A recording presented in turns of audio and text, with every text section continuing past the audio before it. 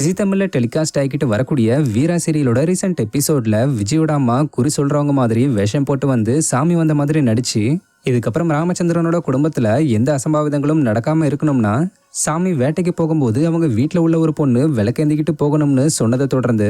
மாறன் குறுக்க வந்து எங்க குடும்பத்துக்கு காவல் தெய்வமா இருக்கிற விஜய் போவாங்கன்னு நெக்கா மாட்டிவிட அதுக்கப்புறம் விஜயோட அம்மாவும் மயக்கம் போட்டு விழுந்திருந்தாங்க. இந்த நிலையில இந்த சீன் மேக்கிங் அப்ப எடுக்கப்பட்ட பிடிஎஸ் வீடியோவை விஜயா நடிச்சுக்கிட்டு வர ஆக்ட்ரஸ் சங்கவி ரீசெண்டா ஷேர் பண்ணிருக்காங்க.